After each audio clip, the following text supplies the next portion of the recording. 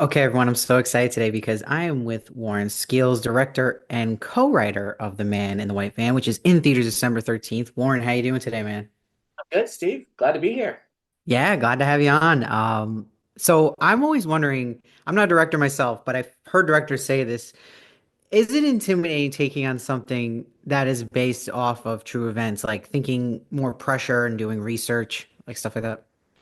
You know, I don't know, maybe. I think when the way the story came to me and talking with with the survivor, with the victim, um, from a very early on standpoint, uh, I knew that we wanted to really craft the story rooted with her and from her point of view. And so that was sort of our guiding light in scripting the story um, and not really delving into too much of the serial killer side of it, because if she didn't know anything about the serial killer or that he was even a serial killer, then the audience really shouldn't know that as well when we're within her timeline. Obviously, we cut away to a timeline that is more about him and what he's doing in terms of victims, as an element of tension building. But when we're in her timeline, it's really from her point of view. So we wanted to root the story there. Was Madison always the one who was going to play Annie? Yes. I only laugh because you go to the casting process. There's a lot of different people that kind of come forward for you and get kind of presented to you. But very early on, we had identified Madison, and I got on the phone with her. Or we got over Zoom, and we talked for about 45 minutes. And after that Zoom, we really decided that it all kind of began and ended with starting making sure we had our Annie. So when after that call, I was confident that she would be great and she would bring what was necessary for that role. And what I really liked about her was the fact that she not only commands a, I mean, she's just such an actress, right? And I think she's going to have she already has a prolific career, but I feel like she's going to be acting for many years to come. She is this like, the beginning of it all, really. Um, but there's a sense of youth with her, but also the ability to stand up for herself, um, verbally, but also physically. And I felt like that was a quality that uh, really needed to be incorporated into the character of Annie to bring her to life. Yeah, I thought, and I think I agree with all those statements you made, and she totally knocks it out of the park. So great choice on that. And were there any thrillers or horrors you watched as an inspiration for how you were going to shoot this film?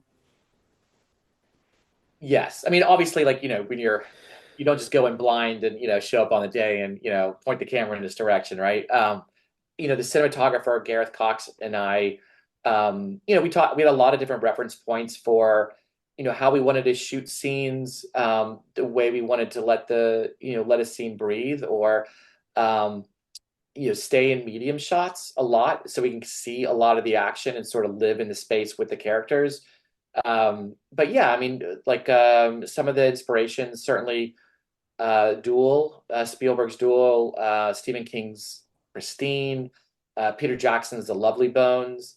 Mm. Uh, Certainly, there's aspects or components of Jaws, Texas Chainsaw Massacre, um, Halloween, even Carpenter's Halloween.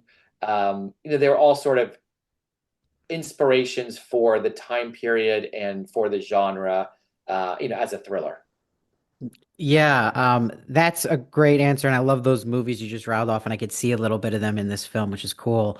Did you have to do any reshoots, or did you shoot this like right to schedule? Well, I would it would have been it's funny in retrospect, like you always want to be able to shoot it to schedule. We dealt with COVID issues, we dealt with hurricanes in Shreveport, we dealt with talent availability issues. So we shot principal photography in Shreveport, Louisiana, but we did not have an ending to the film, and so we needed to shoot that. And so we decided to hold on that until we got through a good portion of post production and editorial, so that we knew if there was anything else that we wanted to pick up along the way, an insert shot here or there, that we could just go in one fell swoop and shoot all of that and the ending together. And so we did that about a year later.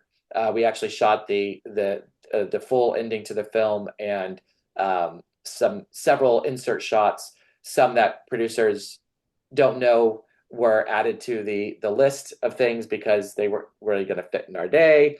But I found a way to sort of slide them in, secretively, and then then later, I would get the note from the producer on a cut like, wow, I don't know what we did to the scene, but it's really improved.